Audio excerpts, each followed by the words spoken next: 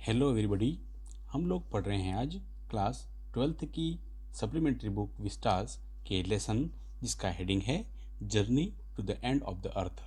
अर्थात पृथ्वी के अंतिम छोर तक की यात्रा। और इसके राइटर हैं तिशानी दोषी।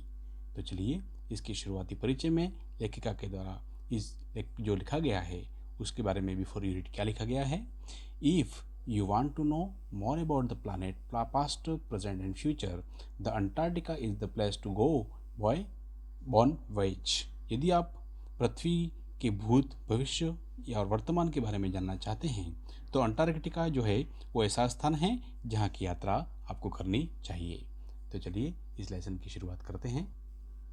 लेसन के शुरुआती जो पैराग्राफ है उसमें लेखक के द्वारा कहा गया है कि इस वर्ष के शुरुआत में जब मैं एक रूसी अनुसंधान जो पोत था जिसका नाम था अकादमिक शल्स्की पर सवार होकर के दुनिया का जो सबसे ठंडा, शुष्क और महाद्वीप ऐसा अंटार्कटिका की ओर जा रही थी, जब मेरी यात्रा भूमध्य रेखा से 13.09 अक्ष अंश जो है उत्तर मद्रास के समय से शुरू हुई और 9 समय क्षेत्र, 6 चौकियाँ और 3 जल पिंड और कम से कम 3 इतने ही जैवमंडल को मुझे पार करने थे। इस अगले पैराग्राफ में लिखे गए द्वारा कहा गया है कि जिस समय मैंने अंटार्कटिका जो महाद्वीप है उस पर पैर रखा और उसके पहले मैंने कार से, हवाई जहाज और जलयान से मिलाकर के लगभग 100 घंटे की यात्रा पूरी कर चुकी थी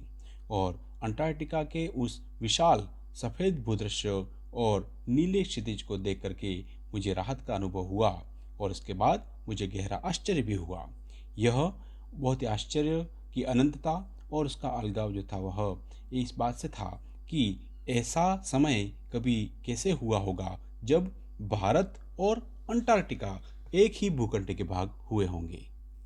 लेखक के द्वारा पार्ट ऑफ हिस्ट्री के द्वारा बताया गया है कि लगभग 65 करोड़ अर्थात 650 मिलियन वर्ष पहले अंटार्कटिका जो अभी वर्तमान में है उसके चारों ओर एक विशाल महाद्वीप हुआ करता था जिसका नाम गोंडवाना था और उस समय परिस्थितियां बिल्कुल ही अलग थी। मानव जो था वह अस्तित्व में नहीं था और जलवायु बहुत ही गर्म थी और इस प्रकार से बहुत से जंतु रहते थे, वनस्पति भी थी और 50 करोड़ वर्ष तक गोंडवाना जो था वह बहुत ही अच्छी तरीके से फलता फूलता रहा। और लेकिन इसमें डायनासोर मिट गए और स्तनधारियों का युग जैसे शुरू हुआ, भूखंड जो थे वह देशों में विभाजित होने लगे और विश्व का रूप जो था वह आज जैसा हम देख रहे हैं वैसा दिखाई देने लगा। लेखिका आगे कह रही है कि अंटार्कटिका में अब अगर अपन जाते हैं तो इतिहास को इस बात से समझना होता है कि हम कहाँ से आए हैं और संभवतः किधर जा रहे हैं। यहाँ पर समानांतर पर्वत श्रृंखलियाँ के मोड़ और शुरुआती जो भौमिक युग है उसके ग्रेनाइट के बने हुए कवच को समझते हैं, साथ ही ओजोन और कार्बन के जो यहाँ पर उत्पन्न होता है और जिनका समापन होता है, जब हम सोचते हैं तो ऐसा 10 लाख वर्षों में हो सकता है तो सिर चकरा जाता है ऐसा सोच करके। जरा हम कल्पना करें कि भारत की ओर उत्तर की ओर धकेला जा रहा था जो कि एशिया के विरुद्ध उसी प्रकार दबाया जा रहा था जिससे इसकी सतह मुड़ जाती है और हिमालय का निर्माण हो जाता है। दक्षिण अमेरिका बह करके उत्तर की तरफ जाता है, एक ठंडी ध्रुव चक्री धारा का निर्माण करने के लिए ड्रेक दर्रे को खोल रहा है जिससे अंटार्कटिका ठंडा, सुनसान और विश्व के निचले स्तर पर रह जाता है। इस पैराग्राफ में लेखिका कह रही है कि मेरे जैसे सूर्य के जो उपासना करने वाले दक्षिण भारत के लोगों के लिए यहाँ पृथ्वी की ऐसे स्थान पर जाना जहाँ का बर्फ़ का लगभग 90% भंडार है और वहाँ पर सप्ताह व्यतीत करना लगभग मेरे को कब कभी छुटा देता है और यहाँ पर रक्त संचरण और हमारे जो खाने का पचाने की जो क्रिया है, उपापचय क्रिया, उस कार्य में ही नहीं बल्कि कल्पना में भी आ जाती है। यहाँ एक टेबल टेनिस के खेल की विशाल गेंद में चलने के समान जो किसी भी मानवीय चिन्हकारी वस्तु से रहित है, न पेड़ है, न सूचना पट्ट है और न ही भवन है। यहाँ पर पृथ्वी के संदर्भ में समस्त विचार और समय तक गवा देते हैं। दृश्य जो पैमाना है बिल्कुल विशालतम होता है। मच्छर से लगाकर के सूक्ष्म जीवाणु से लेकर के ब्लू व्हेल और देश जितने बड़े वहाँ पर विशाल हिमखंड हैं जो दिन जो है वो दक्षिणी गर्मी के प्रकाश से असंगत दृश्य पैदा करता हुआ लगभग 24 घंटे तक चलता रहता है। वहाँ पर चारों ओर की शांति जो कभी कभी हिम के टुकड़ों को गिरने और टूटने से भंग होती है, इस स्थान को और पवित्र बना देती है। यहाँ एक ऐसी तल्लीनता भी है जो आपको भूवैज्ञानिक इतिहास के संदर्भ में रहने के लिए विवश कर देती है, और यह जहाँ तक यह मनुष्य का संबंध है, पूर्वानुमान अच्छा नहीं है। यहाँ पर इसमें चित्र के माध्यम से जो उसका शौलस की जो जहाज है उसको बताया गया है, और यहाँ भूखंड जो है वहाँ पर हिम के बर्फ के टुकड़े और सारे दृश्य दिखाए गए हैं। अगला पैराग्राफ जो है ह्यूमन इम्पैक्ट अर्थात मनुष्य प्रभाव, ये बताया गया है इसमें।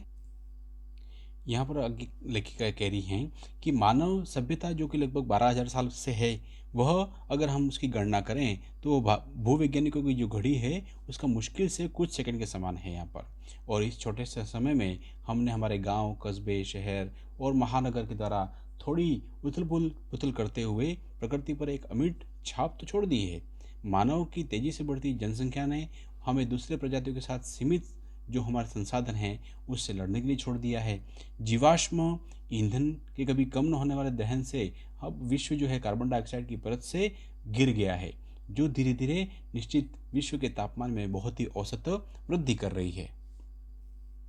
लेखिका इस पैराग्राफ में कह रही हैं कि हमारे इस समय में अगर पर्यावरण के बारे में सबसे ज़्यादा वाद विवाद का विषय है तो वह जलवायु परिवर्तन है। क्या अंटार्कटिका की बर्फ की पश्चिमी परत पूर्ण रूप से पिघल जाएगी? क्या गल्फ स्ट्रीम की महासागरीय धाराएं विचलित हो जाएंगी? क्या संसार का अंत हो जाएगा जैसा कि हम जानते हैं? शायद हो जाए, शायद न हो सके। अंटार्कटिका इस वाद विवाद का एक निर्णायक विषय है, केवल इसलिए नहीं कि संसार का केवल एक ऐसा स्थान है जहाँ पर कभी मानव जनसंख्या रही ही नहीं रही हो, इसलिए अपेक्षाकृत अगर हम प्राचीन काल से स्वच्छ रहा हो, लेकिन इससे भी ज़्यादा महत्वपूर्ण बात यह है कि इसकी जो हिम परतें हैं उसमें 5 लाख वर्षों पुराने कार्बन का लेखा जोखा जो है वो बर्फ की परतों में सिमटा हुआ है। और यदि हम पृथ्वी के उस पुराने और भूतकाल का अध्ययन और परीक्षण करना चाहते हैं तो ऐसा करने के लिए हमको अंटार्कटिका जाकर के उस स्थान का उपयुक्त मान सकते हैं, उपयुक्त स्थान हमारे लिए हो सकता है।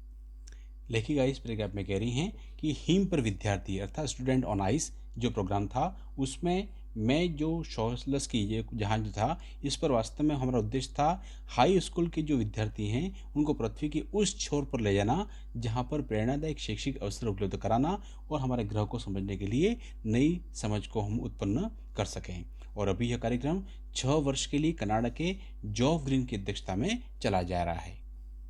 और जॉफ ग्रीन जो है वह वहाँ पर विशिष्ट व्यक्तियों, सेवा मुक्त व्यक्तियों, बहुत ही पैसे वाले व्यक्तियों, जिज्ञासुओं को वहाँ पर लाते लाते थक चुका था, क्योंकि वो एक सीमित तरीके से पृथ्वी को वापस कुछ दे सकते हैं। हिम पर विद्यार्थी जो उनका मिशन था उसके द्वारा वह नीति निर्धारक अर्थात आगे भविष्य में पीढ़ियाँ जो हैं ऐसी आयु में एक जीवन बदल देने वाला अनुभव प्रदान करता है जिस समय से महत्वपूर्ण कार्य को हम लोग आत्मसात करें और सीखने के लिए हम तत्पर रह सकते हैं। लेखिका कह रही हैं कि यह जो कार्यक्रम था वह इतना अधिक सफल रहा क्योंकि दक्षिण ध्रुव के निकट कहीं भी जाना और इससे प्रभावित हुए नहीं रह जा सकता है, एकदम असंभव सी बात है। अक्षांश और देशांतर रेखाओं पर आराम से बैठ करके ध्रुव के जो हिम शिखर हैं उनको पिघलने के बारे में उदासीन होना आसान तो है, परंतु जब आप प्रत्यक्ष रूप से हिम नदी को घटते हुए और हिम के गगार को ढलते हुए देखते हैं तो आपको लगता है कि पृथ्वी के वायुमंडल में बढ़ते तापमान का खतरा वास्तव में कितना और ज़्यादा हावी हो गया है। आगे कहा गया है कि अंटार्कटिका जो है वह अगर पारिस्थितिकी को अगर समझना है और जैव विविधता वहाँ पर नहीं है, इसलिए वह एक अगर आदर्श स्थान हो सकता है किसी अध्ययन के लिए वहाँ पर, क्योंकि थोड़े परिवर्तन की कितनी अधिक प्रतिक्रिया होने लगती हैं यह आप वहाँ पर देख सकते हैं। वहाँ पर सबसे सूक्ष्म फाइटोप्लैंक्स पर विचार करते हैं तो वे समुद्री घासें जो पूरे दक्षिणी महासागर की भोजन की श्रृंखला को पोषण देती है एवं कायम रहती हैं। और यह एक कोशिकीय पौधे सूर्य की ऊर्जा का उपभोग कार्बन को पचाने में करते हैं और प्रकाश संश्लेषण नाम की महत्वपूर्ण एवं बहुत ही चमत्कारिक प्रक्रिया जो है वह जैविक यौगिकों का संश्लेषण करते हैं। वैज्ञानिक चेतावनी दे रहे हैं कि ओजोन की जो परत है वो अधिक क्षति से फाइटोप्लैंक्स जो हैं उनकी गतिविधियों पर बुरा प्रभाव पड़ेगा, जिससे इस क्षेत्र की सभी महासागरीय पशु पक्षियों का जीवन और विश्व का कार्बन चक्र प्रभावित होगा। और फाइटोप्लैंकेट के दृष्टांत के अस्तित्व में का विशाल रूपक है। छोटी छोटी बातों का ध्यान दें और बड़ी बड़ी चीज़ें स्वयं ठीक हो जाएंगी। वॉक ऑन द ओशन इस पार्ट में लेखिका कह रही हैं कि मेरा जो अंटार्कटिका का अनुभव था वह एक प्रत्यक्ष दर्शनों से भरा हुआ था, किंतु सबसे अच्छा जो प्रत्यक्ष दर्शन था वह अंटार्कटिका के घेरे का, जब हम 65 डिग्री 55 डिग्री दक्षिण में थे।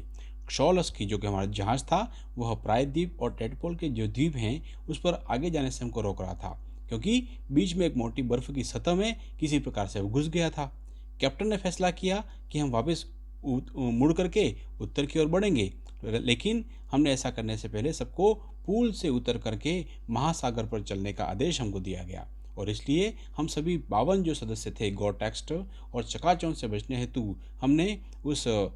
चश्मे पहने और सफ़ेद बर्फ की चादर पर चलने लगे, और चारों तरफ हमारा देख रहे थे कि वहाँ पर विशाल बर्फ की चादर थी और हमारे पैरों के नीचे एक मोटी बर्फ की परत थी, और उसके नीचे 180 मीटर नीचे अगर देखें तो श्वास लेता हुआ नमकीन पानी था। एक परिधि में क्रेबोलिटर सीले जो थी वह बर्फ की जो तैरती चादर थी उस पर लेटी हुई इस प्रकार से धूप को सेक रही थी मानो आवारा कुत्ते जो हैं वो वट वृक्ष की छाया में लेटे हों। यदि यह जो किसी रसद गार्डन से कम न था, सभी चीजें वास्तव में एक दूसरे से जुड़ी हुई थी। अंतिम भाग में लेखिका कह रही हैं कि 9 समय खंड, 6 चेक पोस्ट,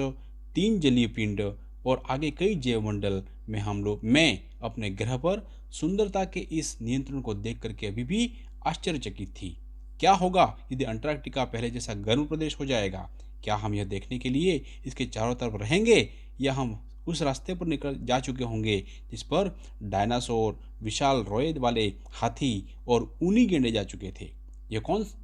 कौन कह सकता है कि एक किशोर वय के उस समूह के 2 सप्ताह बिताने के बाद, जिनके पास विश्व को बचाने का आदर्श है, मैं यह कह सकती हूँ कि 10 लाख वर्षों में बहुत कुछ घट सकता है, किंतु एक दिन भी कितना अंतर डाल सकता है। इस प्रकार लेखिका ने अपने उस अंटार्कटिका नाम के द्वीप में अपने आप को किस प्रकार से पृथ्वी के अंतिम छोर की यात्रा है इसका यहाँ पर अध्ययन करने के लिए हमको प्रेरित किया है और अपनी यात्रा के स्मरण को सुनाया है।